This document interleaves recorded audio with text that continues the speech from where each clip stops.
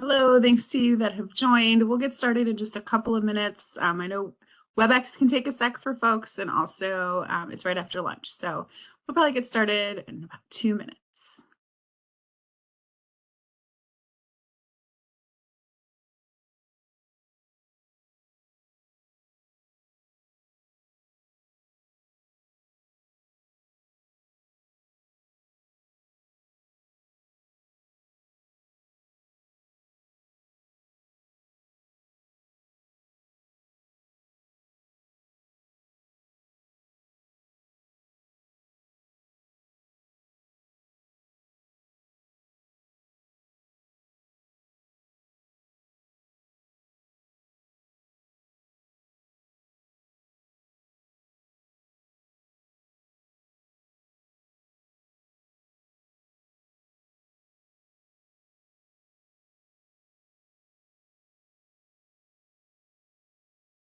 We've had a handful more people join since I last said so, but we're going to get started at 1:03, about a minute from now.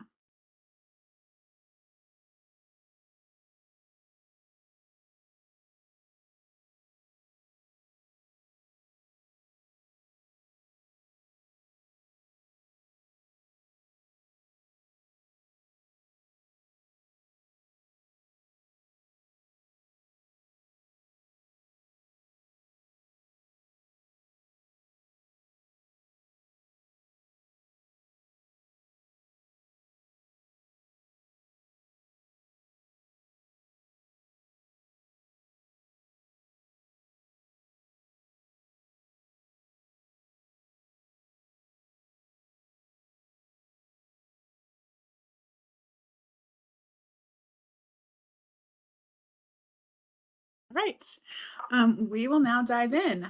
We are really excited here at the Oregon Department of Energy to be holding an introductory webinar today on the very first Oregon Heat Pump Report.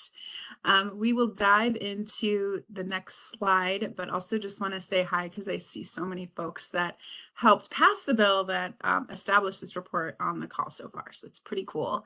And as we're introducing ourselves in the Oregon Department of Energy, we'd love it if you could introduce yourself and your organization that you're representing today in the chat so that we all know who we're talking with today. So I'm Christy Splitt. I'm the Government Relations Coordinator, asterisk for other things too, at the Oregon Department of Energy. And I'm excited today to sort of serve as MC for our call. You can see here our mission statement as an agency. And when we think about heat pumps, we think that it's actually a technology that hits a lot of the points on our mission statement, helping Oregonians make informed decisions, maintaining a resilient and affordable energy system, and I could go on. So we're really excited to be doing this work, bringing together sort of our think tank side of our agency, along with some of our incentive programs that we have around heat pumps. So it's very near and dear to us, as I know it is to many of you on the call. And with that, I would love it if the other folks on the call that would like to introduce themselves from the Department of Energy would go ahead and do so now. That'd be great. And we'll start with our lead staffer on this, David Hutchinson. Good afternoon. I'm David Hutchinson, and I am the Heat Pump Policy Analyst over here at Odo. And really, this report in its current state is kind of my brainchild of just getting this started, putting this together, and just putting this plan together of how we're going to put together not just a report that fulfills the legislative requirements, but also provides as much benefit to the state as possible. So yeah, I'm really excited to share this with everybody. Great. Thanks. Andy?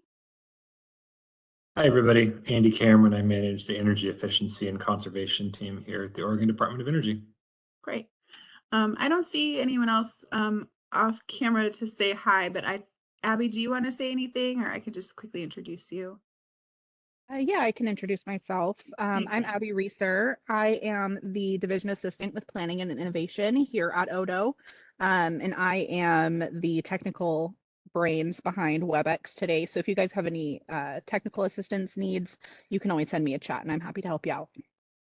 Great, thanks. So that planning and innovation tag, if you wanted to send a message if you're having issues, let us know. And with that, we can go on to the next slide. So we know WebEx isn't as familiar of a platform to everyone, so we just want to take a second You can look at this slide and get some guidance, but really it's just a moment for you to make sure that you see the little raised hand icon. It looks a little bit like a fist to me, but that is a raised hand icon if you want to raise your hand. We'll keep an eye out for raised hands throughout the conversation today and call on them sort of intermittently, but of course there's also space for a more open discussion later on in the call. So if you have sort of clarifying questions along the way, raise that hand, put them in the chat. We'll answer them as we have time and space, but want to make sure that you know the door is open for you to raise your hand or talk in the chat. So in order to do that, you need to know how to raise your hand. So make sure you figure that out. Make sure you have the chat open so you can see it and follow along. And now that you've hopefully taken the time to do that while I've been chatting, we can move on to the next slide. Our agenda is pretty simple. I'm already doing our introduction. We'll talk about the scope of the report. We'll talk about how the data behind the report will be compiled. We will definitely talk about engaging Oregonians, and we love your advice and input on how best to do that, as well as addressing challenges we already see and face in putting together the report. And then finally, like I said, we'll just have an open period with just any questions or comments that you might have. So with that, we can go on to the next slide. And I also just want to be really clear that we want to share our plans here today. We also want to answer your questions about the report and our plans, and then also gather your ideas for how to address those challenges and engagement like I already mentioned today. So I just want to make sure that it's very clear. We're going to share our plan, answer your questions on that as we go, and then we want to hear from you. So be ready to please participate. And then to the next slide. And then many of you know this because, like I said, I looked at the list of folks and it was like a who's who of the people who worked on passing the legislation, which is pretty cool. So a lot of you know this, but House Bill 3409 directed us to produce this legislative report. The idea is to really evaluate where we are in adapting heat pump technologies in Oregon, and then also from there identify barriers, make recommendations, and really we also know the state has an aggressive goal for heat pump adoption. How are we doing toward that goal? What will the timeline look like to hit that goal? And so we not only want to satisfy the requirements of the bill, but we also think we'll be creating something that doesn't exist yet, which is a centralized resource on heat pump data for the state. So that is our intention with kind of taking that legislation and making it something that can be a gift that keeps giving to all of us that care about heat pumps, which I know many of you do. And with that, I'm going to turn things over to David. Thank you, Christy. All right, so I'm just going to go ahead and jump right on in here. Just to jump right into the introduction of where we're at. Heat pumps and the initiatives and programs that fund them, we find can vary significantly in type of program, the funding that they gain, and to whom the funding is offered.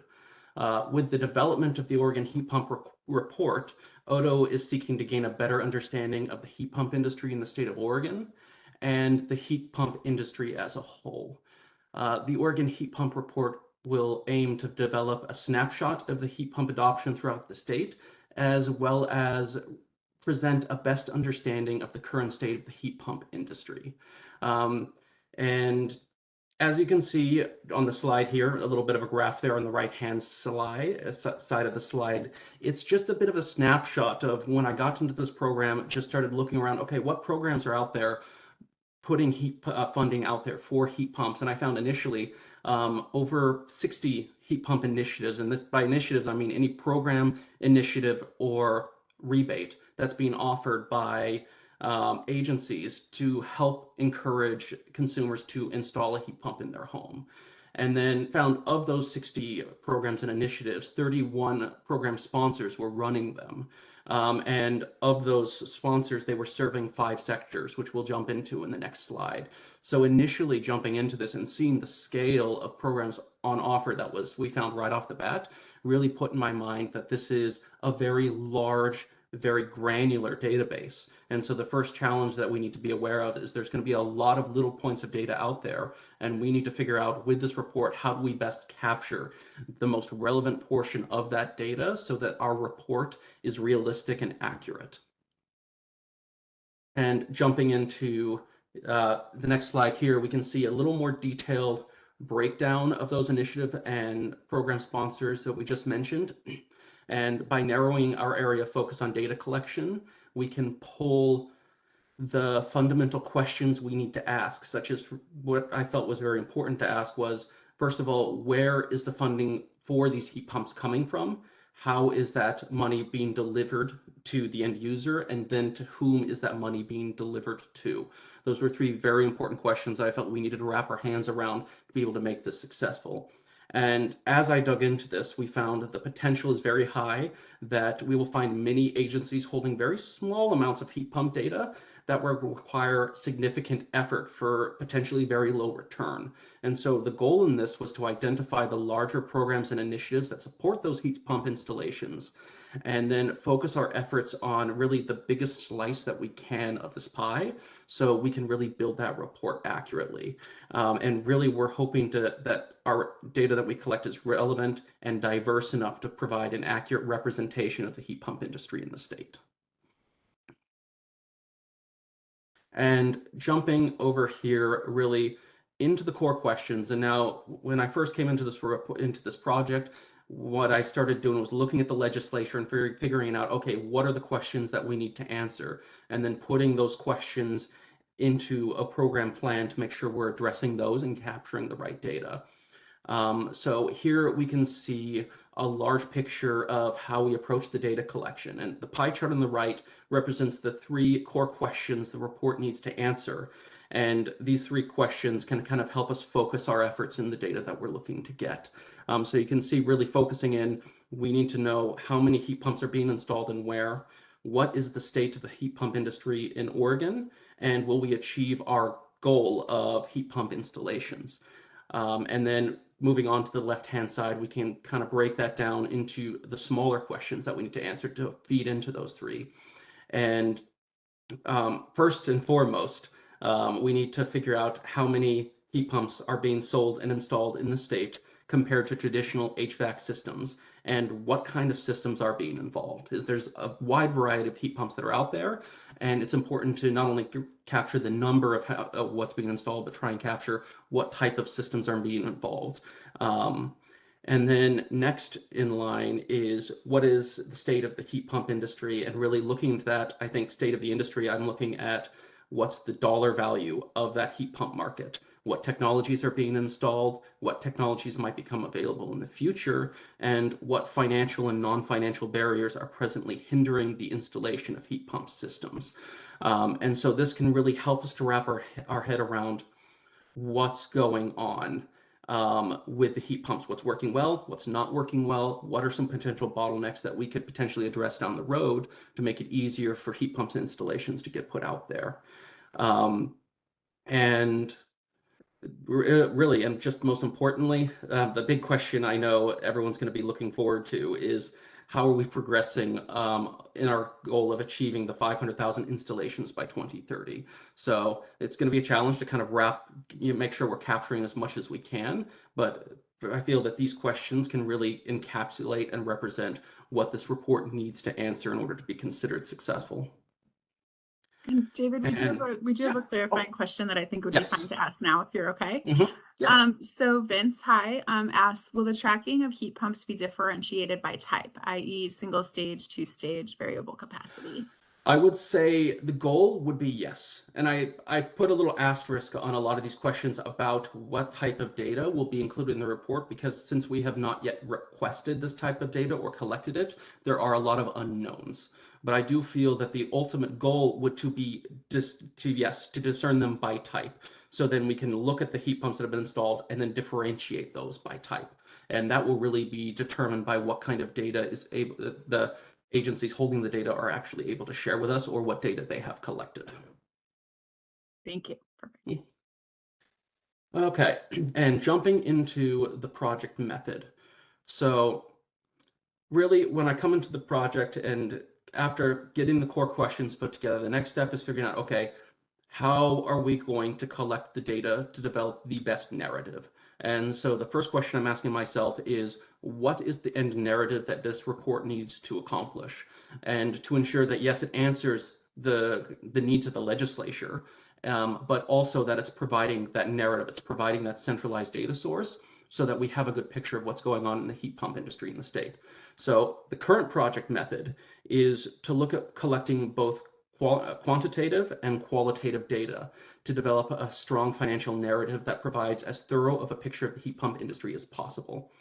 So there will be an initial collection of quantitative data from known data holders that will include statistical data related to heat pump installation numbers, efficiency data, demographic data, hopefully the type of heat pump installation, and additionally there will be, in a part of that, there will be a consultation to approach known leaders in the heat pump technology to provide that qualitative data that you see in that second part down. And what that is looking for is more of that state of the industry type data that's difficult to represent in a statistical analysis, such as what barriers are there financially, non-financially, to see if we can incorporate some end user experiences, such as installer experiences, user experiences, distributor experiences, and incorporate some of those views into the report. So the goal is to not only, if we take that statistical approach and that more narrative qualitative approach, is that we provide that strong end narrative that we're all hoping for. And then we'd be able to blend those into a final narrative that accurately reflects the state of the heat pump industry, but also includes essential experiential information that can be lacking with statistical data only.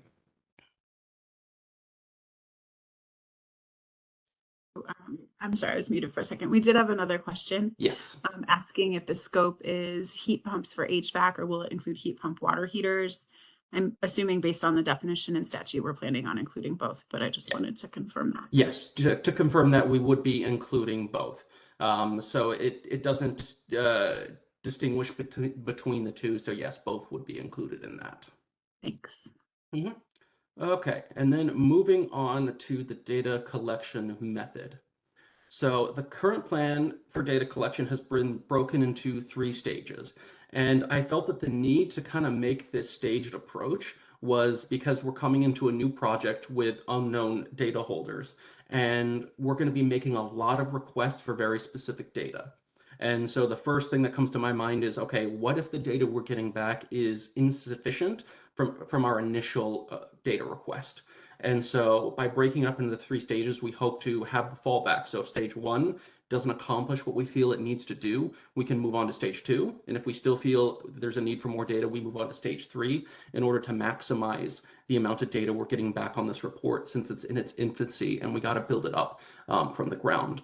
So stage 1 involves the use of standard data collection and the consultations we previously mentioned. And if all goes to plan, then stage 1 works great. We don't need to go any further. But if it comes to the point of, you know what, we're feeling that the data we have is too granular, it's not quite where we need it to be, then we move on to stage 2, which includes all steps in stage 1, just with the addition of a web-based data collection form. And what that would look like would be a page on Odo's website of really where installers, users, people could go onto the site and input the data that we're looking for and incorporate that into our data collection. And then moving on to stage 3, if stage 2 and stage 1 was deemed insufficient, would include all previous steps as well as a targeted heat pump energy survey and marketing support to try and get all of this information, these surveys and forms, into the public's eye, and to really try and make sure we're putting as much resources as we can to get as much data as possible, because we want this report to really do well, to provide that accurate representation and to really be a benefit to the state. David, we have another question. I'm just going to Yes. sprinkle them in at the end of each slide. That's fine. Keeping you on your toes. I think I'm going to give a shot at the answer on this one too, because it keeps me on my toes. So the question is, are we promoting electric or gas pump or gas heat pumps?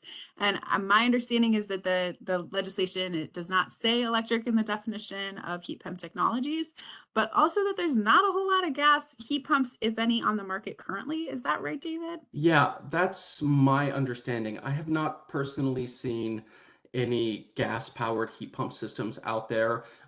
Pretty much all efforts have been pushing from governments, not only here in the US, but also in the UK, have been pushing towards electrification. So to develop and manufacture gas-powered heat pump systems would seem kind of counterintuitive to the way that the markets are leaning. So I agree with you, Christy. I didn't see any specification in the legislatures stating electric or gas. But I would feel that electric would most likely be the most common simply because of market conditions. And I would just add that we know that there is work toward having gas heat pumps on the market. So future iterations of the report would include them once they are on the market. And also, I just want to say, promote heat pumps. Sure. I feel like I would say, yes, we do that all the time at the Department of Energy, but the report, I think, is not meant to be as much promoting as just carrying out like what the law is asking us to do to report to others who might want to take that information to promote heat pump adoption. But I just kind of wanted to clarify that. Then Dylan has a question that I think we are not going to be able to answer, so we might need to follow up. I'm just going to say what it is and then I'll move us on. Dylan, sorry, is wondering, for the state to meet its current greenhouse gas reduction targets, where do residential and commercial building emissions need to be in 2030 and 2050? I'm confident we don't have that right at our fingertips. We could have it in some of our colleagues reporting that they've done, either from the Climate Action Commission or some of the work that's being done in the energy strategy. So I would love to find Dylan offline and get back to him about that, if that works. And then we can go from there. Okay. Perfect. Thanks, Christy. Okay. Next, jumping into our targeted engagement. And so really, after answering all of these questions, the next step in the process to me was, all right, we've identified our core questions, we've identified the process and how we're going to go about collecting the data. Now, how are we going to target our efforts to make sure we get the best return on investment for that data? And so who we plan to engage with will have just as large of an impact as the data we seek to collect.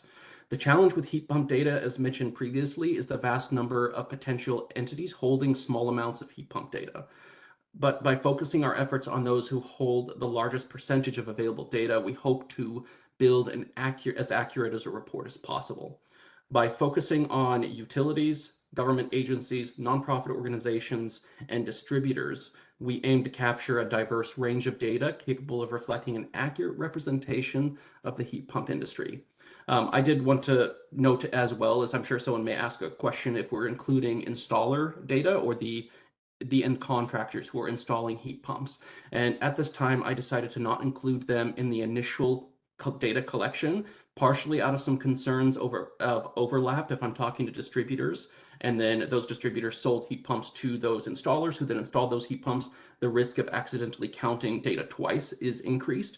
And also, with previous experience working with contractors, many of them tend to be very busy, and trying to get data from them, especially in a format they may not have quickly at hand, can tend to be a bit of a burden for them, takes a lot of time and investment. So rather, I'm looking through the nonprofits and through other agencies to approach those entities who work within them with those end users, such as union type bodies or supporting associations, who would likely have a good, more general picture there. And yeah, so that really can kind of sum up just who we're looking to engage with here. I think I saw a question that popped up. Are you able to read that for me, Yeah, Christy? I've got a couple of them and I'm happy to share them. And I have some thoughts on them. Damon, it's super nice to see you. Congrats on your maybe not so new job anymore, but I've been watching you excited in your newish role. Damon wants to know if we'll be tracking the air quality benefits of electric heat pump adoption. I'm pretty sure that's not in the statute, and we don't necessarily have the expertise. There's nothing that directs us to get that expertise from the Oregon Health Authority. So it might be something that we could consider having them have a role in the report in the future to add. We could see if we could kind of make it happen without it being a statutory obligation or something that somebody with that information would have the workforce to help us with this potentially. So I just kind of wanted to flag that because I looked back, but I didn't think it was there. I don't see it in the legislation. No. But it doesn't mean it's not a good idea or that it shouldn't happen. Just kind of flagging that. And then Dylan had some more questions, and I actually want to turn it back to the group on this one, honestly, and see if anybody in the chat can help or can help in the chat. Just as background, this wasn't our bill. It didn't come from us, and the goal isn't something that we came up with. This came from the Building Resilience Coalition that is extremely well represented on this call.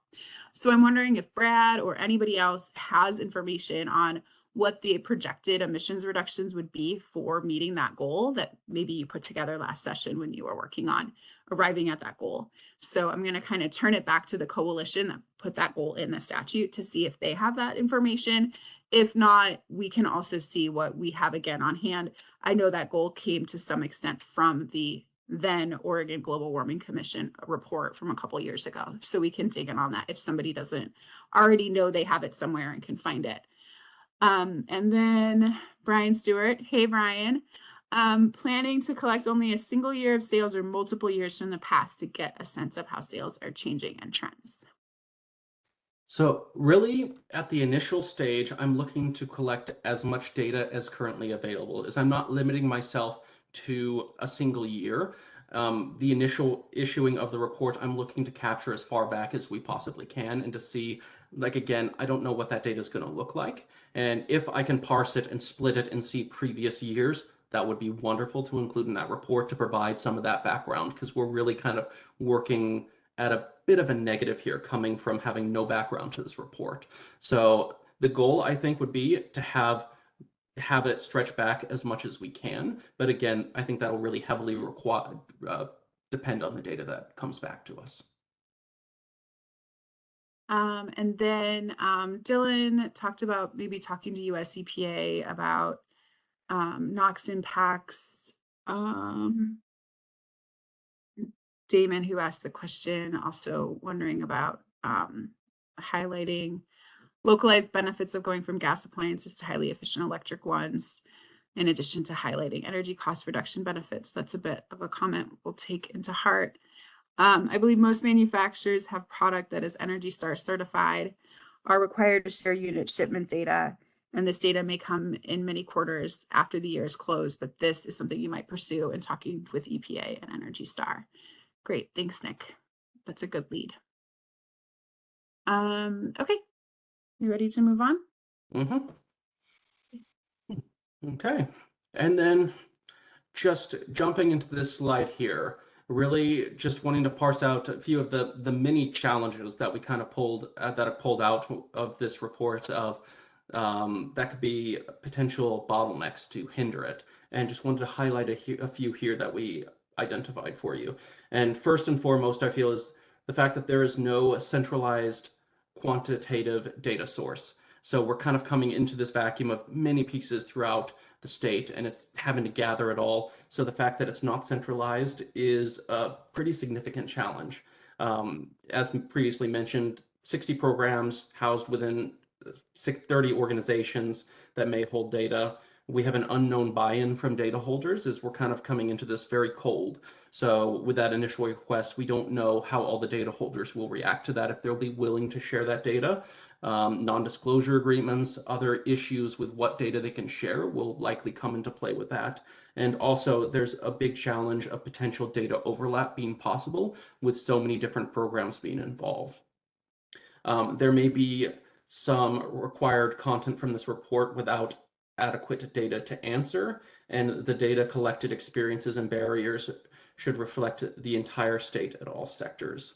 So these are just a few of the challenges that kind of popped out that we've been kind of thinking of, just to kind of spark some discussion with you. And with that, I believe I'm handing it back over to Christy for the discussion. Thanks, David. Yeah, so from that last slide, if anybody has ideas for overcoming those barriers, we really appreciate things like pointing out that Energy Star might have a great resource for us to look at to find out about heat pump data collection. But really, this is a time for open conversation. We wanted as much of this call to be about you hearing from us as us listening to you, and we're nailing it. It's right 1:30 and we have till 2. So what questions do you have for us that you didn't already ask? How should we encourage engagement? Best ways to get your input, other challenges we haven't brought up, and who should we be sure to contact, are all things we have on our mind, but you might have other ideas of things you want to say to us. I'm going to look for hands raised and in the chat. Hands raised are great, especially so that you don't just have to listen to me talk incessantly. And only me for the next pretty long chunk of time, except for when you ask questions and I get David to talk. One note, I just wanted to follow up on Dylan's request about the greenhouse gas emission savings from the $500,000 heat pump goal. It sounds like that we don't necessarily have that on hand today from the advocates, but it could be something that we could incorporate into the report. So that's something we could potentially take on. So let me just sign up for trying to figure out if it is something we could maybe answer in the report and then have that data for the future. In addition to maybe Claire taking a look into, because she knows a lot better than me, the rebuild task force, to see if there's anything there that we could use. Hi, Zach. I feel like it's like, I just know everybody on this call feels like hi. BPA and ETO provide rebates for heat pumps and should cover most heat pumps without overlap. The thing is that not everybody gets those incentives. Like many people don't.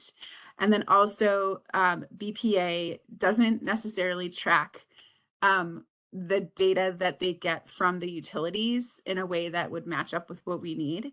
But we are working, of course, closely with ETO and plan on working closely with BPA to see what information they do have. But it has been a little bit surprising to find that they don't necessarily have the specific information. So we'll kind of see how that goes. But I agree, that does seem like it would be easier than we are finding it to be. When a heat pump installation replaces an existing system, will we know if it replaces a methane gas or electric system or another heat source or lack of heat source? Do you have any idea, David? I think for some of our programs, we do know that, but I don't know beyond that. Yeah, again, I think this goes back to that asterisk of we don't know until we start seeing what data they're tracking, because some utilities could potentially track that, some may not. Some programs may track it, some may not. I know there are programs within Odo that do, and I look to incorporate those as best we can. But again, until we start seeing what data these other agencies have been collecting, we just don't entirely know if that's something that will be provided in the report.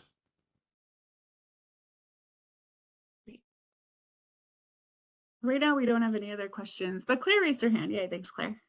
I'll tell you when you are off mute. Okay, you should be able to talk now. Can you hear me? Yeah. Thanks, Christy.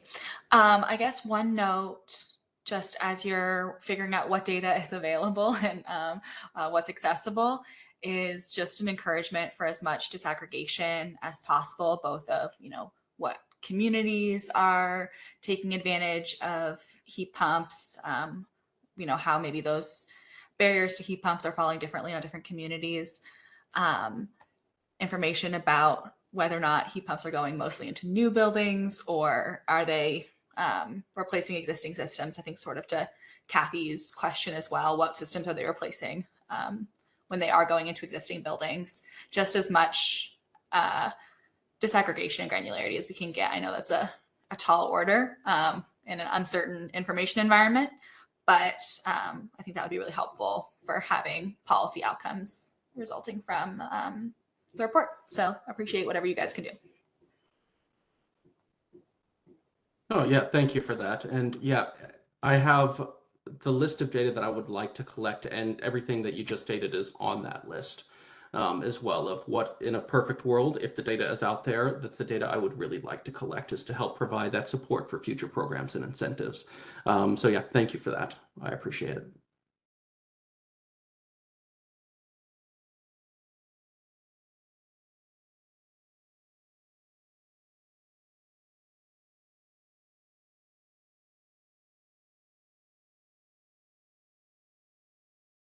Now is the part where I sit in awkward silence until another question comes in or a hand goes up. Usually by the time I stop talking, something does change. Of course, we're always happy to wrap early and talk offline, whatever works too. So I'll just kind of see how it goes. Look at that. Multiple things just came in. It's so exciting. Okay. Will the state distribute sales data on heat pumps and heat pump water heaters from manufacturers and distributors? That is something we are seeking. I'm currently talking. I know NIA collects distributor data, and talking with them to see if there's a potential for some sharing of distributor data there, as well as potential leads on other distributors we'd like to have conversations with. So the current plan is to contact those distributors and incorporate their voice into this report as well, because I feel, especially with looking to determine the rate of adoption in the state, the voice of the distributor will be very important in determining that specifically. And then Brian Stewart is sharing a couple of resources from BPA that are reports on heat pumps, and he put some links in the chat. I don't know if you're already familiar with those, David, or not, but I'm certainly not. I'm glad to see them. And if David's not, we'll make sure that he has them because they both look great. Thank you. Brian, we'll go to you first and then Vince, because it looks like that's the order your hands were raised. And Brian, you are off mute. Not yet. I don't know if we're having issues getting you off mute or. There we go. Brian, you're off mute now. Yeah. Yeah, I just wanted to mention those two reports I put in the chat there. I believe they were done in conjunction with Cadeo, and it seems like there might be some learning just from the process they went through for that. I'm sure you may be familiar with these already, but I just thought in case you weren't, you might learn something from talking to those folks. Thank you so much. Yeah, absolutely. Vince, I'll let you know when you're off mute.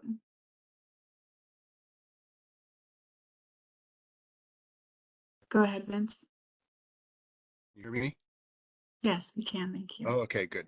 This is Vince Fuentes, and I'm with Daikin. I'm the market transformation manager.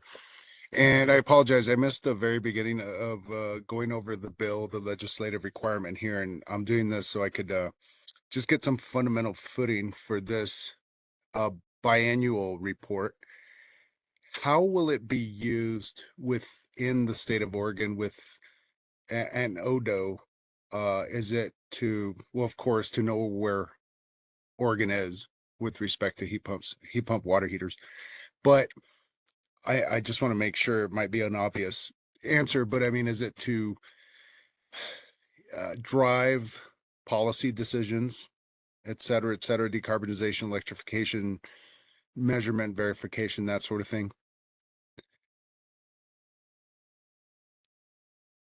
I mean, I think I'll be interested to see what David has to say too, but I guess I'll just get started by saying, we do a lot of reports at the Oregon Department of Energy for the state.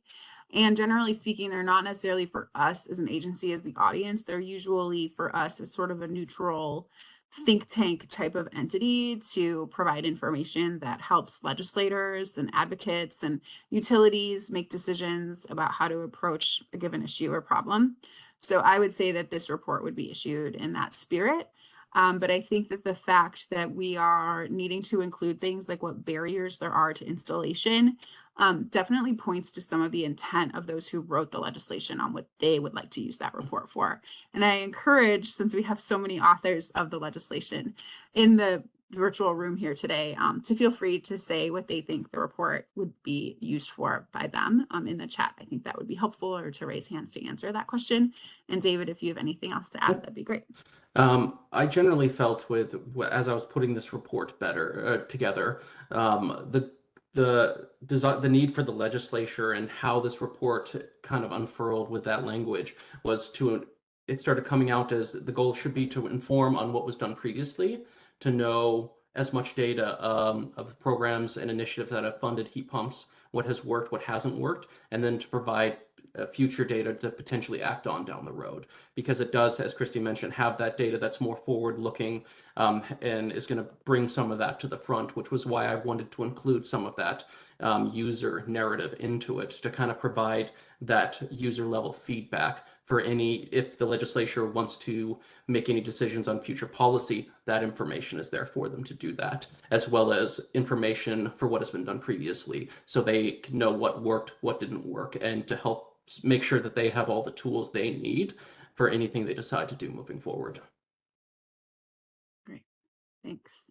We've got a lot going on in the chat, so I'm just going to take it in the order received here. I'm going to start with a question from Bill Harris. What money is available for income-based subsidies for space heating and water heating? And interestingly, in Oregon, it depends. It depends on where you are. It depends on your utility. Does your local government have programs as well? And we do have state programs. They are out of money essentially at this point. So my suggestion, Bill, you have David's email address. I think you should reach out to him and maybe we could help you to navigate what possibilities there might be for you, or connect you to your utility or Energy Trust of Oregon, depending on where you live if you're asking for yourself. We are launching a website January. I'm hoping like late December, early January, but by January, so help me, 2025, we are launching what folks have been calling a one-stop shop for information on energy efficiency rebates that are available for folks. So that will be up then, and we'll have an incentives calculator that Rewiring America is putting together for us. Rewiring America has one up now that you could try to use now, but it doesn't have a complete data set.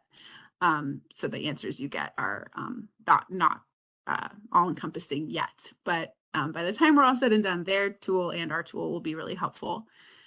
So stay tuned on that. Bethany Cotton has a comment I will read to all of us. As you think through barriers, lack of immediate local availability of heat pump hot water heaters is one we're seeing since many folks don't replace till there's a failure or emergency. So encouraging programs to have a small number of them available without a 14-day wait could increase uptake. Something to encourage as you talk to those partners offering subsidies. She offers an example of eWeb. I think that sounds like some really lovely qualitative data for the report. So thank you for sharing that.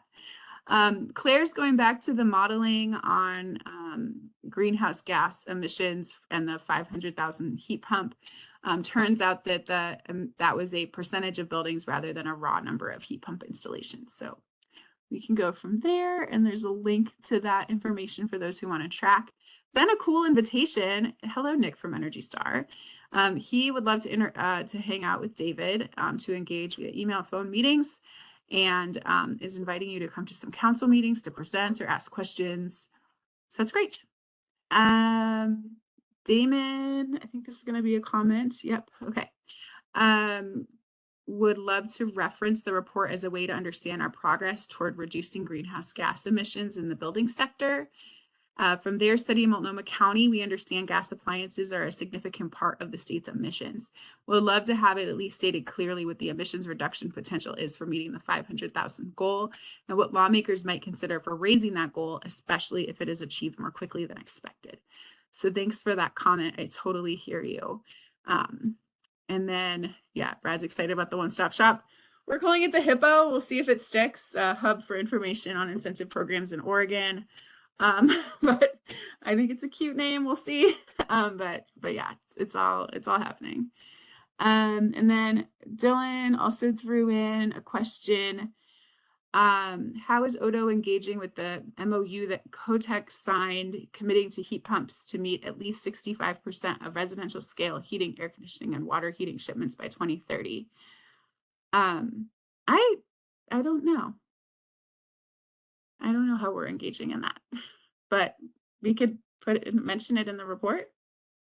Christy, I can add a little bit of additional context around emissions reductions and the MOU. So Great, that sounds great. In other work in the state energy strategy work that we're doing, we are using both that 500,000 heat pump goal and the MOU to guide our reference case scenario. baseline assumptions in order to model what it's going to take to meet our clean energy goals.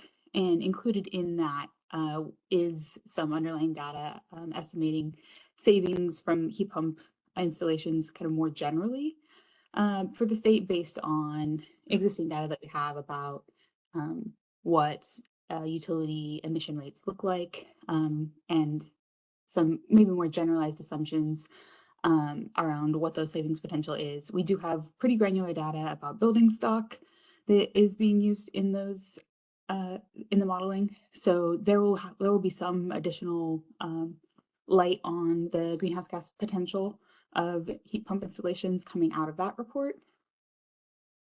Great. Thanks, Stephanie, sorry. And then Dylan's pointing out that the MOU has a different goal than the 500,000. The 500,000 is a statutory goal, and that's what we are supposed to be reporting on. So that will certainly be what we hinge to. It doesn't mean we can't mention or talk about the interplay between the MOU and the statutory goals. So we'll take that as feedback on something we could consider how to integrate. Okay, I don't see any hands up, and we're out of comments right now, but so many good ones. Now it's time for awkward silence again until we have something new.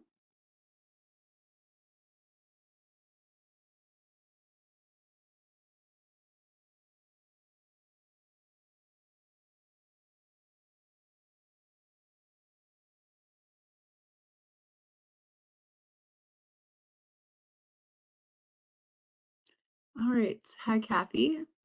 So she's, oh, it's Kathy from SoCan. We, SoCan, are very interested in promoting electrification in the Rogue Valley and wonder if there are funds available that we can tap into to incentivize area as residents to install heat pumps and who we should contact to explore this. I think that you're in an interesting place down there with two possibilities. Energy Trust of Oregon for some of the folks in that area. And then Ashland has its own utility, of course, as I'm sure you know. That's who I would contact. There are no state dollars right now for heat pump installation, and there will be federal dollars available down the road for heat pump installations, but that's not available right now. So I would start with utilities or Energy Trust of Oregon first.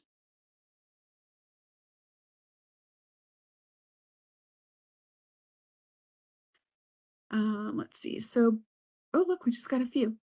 Do we have an update on the timeline of the rollout for the IRA heat pump subsidies?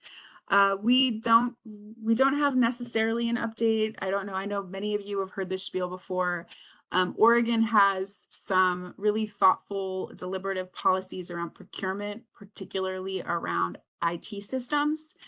And the federal requirements for this program are rigorous. And it includes an IT program that it will cost the state a great deal of money. So out of those federal funds, but we have to still do the state procurement process. So we're in the middle of that procurement process to first make sure that we get the DAS IT insight into what we need. And then we'll be able to launch a request for proposal for that software system. And that's kind of what is the unknown. So it's really hard for us to say when it will open because we don't know how long that process at the Department of Administrative Services will take. I will say that if you follow the news in Oregon, there's very frequently stories of software systems gone wrong. So we're glad to be taking the time and be really thoughtful and do it right.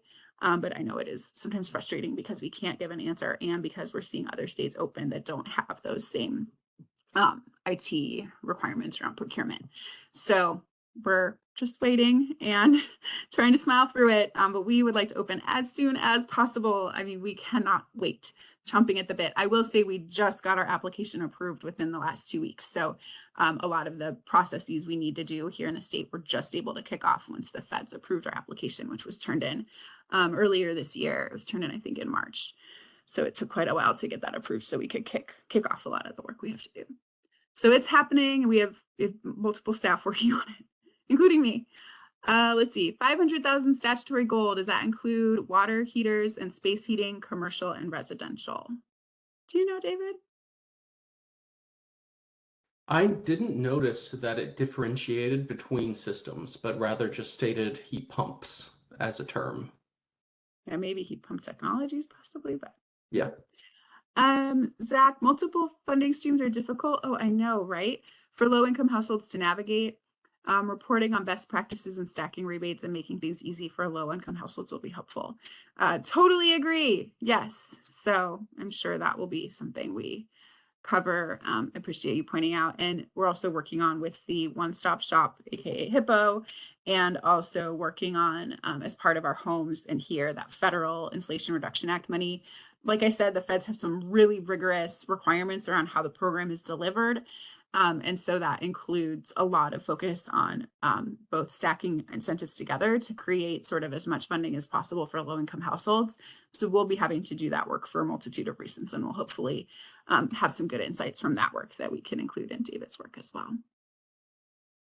Let's see. I think I'm getting out of swing, but I'm just gonna not say who it came from, but I'll just ask it for all. Will there be a centralized place where we submit data? So is there just, if you have data, do you send it to David? Do you know yet how you're gonna do that?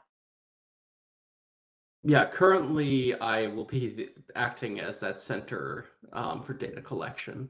So as far as data heading towards the biennial Oregon heat pump report, that will be going through me, and then from that to the database in which it'll be stored.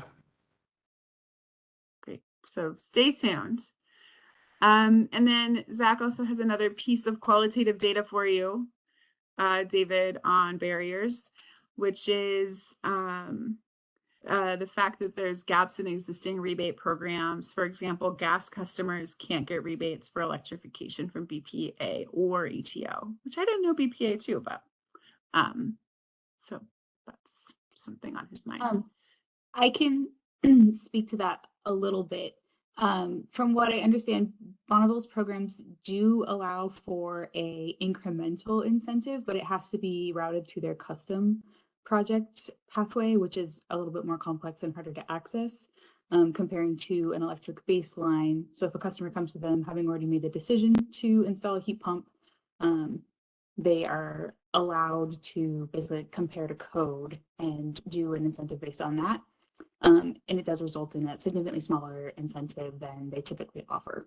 Thanks, Stephanie.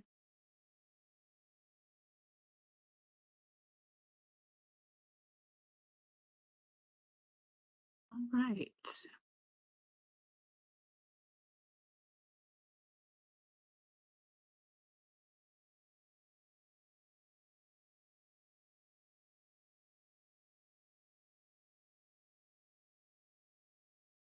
Good to know, Zach. I think you're in Eugene, right? He's saying UAB hasn't offered that incentive in their area. But yeah, BPA incentives are wild. I tried to get some information on them, and there's like 200 something, and then each of the consumer-owned utilities gets to pick from the menu what they want to offer. So it is really, again, pointing to that complexity of the different funding streams. It's really, really frustrating. So I've got qualitative data myself, David, for you.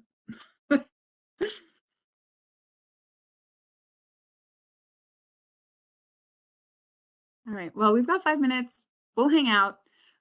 Folks can go whenever they're ready. And if folks stick around and want to ask in a smaller group as folks peel off, great. Think of things in the next 5 minutes as we're chilling. That's great. Raise your hand, put it in the chat.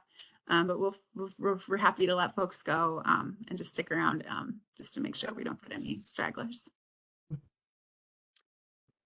Yeah. Sorry, David, we have other slides really quick. Sorry. Yes, And I tell was me, just we have other about. slides. Thank you. Do the I other was just slides. about to jump in. Stephanie, I know you're trying to get in. I'm going to let him do the next steps really quick, and then we'll go back to you. So real quick for everyone, just the last thing to a couple things to point out is the next steps for the report. Starting in Q1 of next year is when we're really going to look to hit the ground hard and starting to collect data schedule those one-on-one meetings. And the goal is to, by the end of Q1, to have the data that we're going to utilize for the report having been collected and ready to move into the data analysis stage, which in Q2 you can see the goal. Let's get data analysis done and then move into the report development, and then to have that in a stage that before September we can look at the final stages of vetting the report and findings with the interested parties. So just to give you a little idea of what the timeline for that is. And then just moving on to my contact details. If any of you would like to reach out to me for any details of the report, you'd like to schedule a talk with me, any conversations whatsoever related to this project, happy to talk to you. Feel free to give me a call or message me at my email. Thank you. Okay, now we'll stick around in case any stragglers have any questions. And for those who want to listen to whatever Stephanie was trying to say before, I was like, oh no, we need to wrap up before I messed up. So go ahead, Stephanie. I did drop it in the comments, and I was just confirming Zach's comment about local utilities not all offering the same rebate options available or incentive options from BPA. So the way that it works is BPA has built a framework that the consumer-owned utilities that they that receive power from them and are participating in the energy efficiency programs can choose from. So it's a suite of options and a framework, and not all of the utilities have the same funding amounts based on their size or capacity to do the work of getting incentives out through their programs. So the ones with less capacity and smaller funding often stick to the prescriptive pathways and are less likely to do custom pathway projects. Or they, just don't have enough ability to provide this level of support needed to access some of those custom pathways. So it's definitely challenging, and each utility's program is definitely slightly different.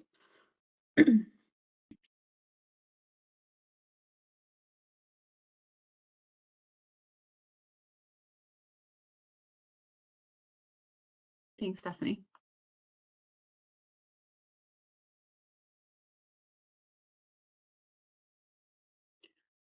All right.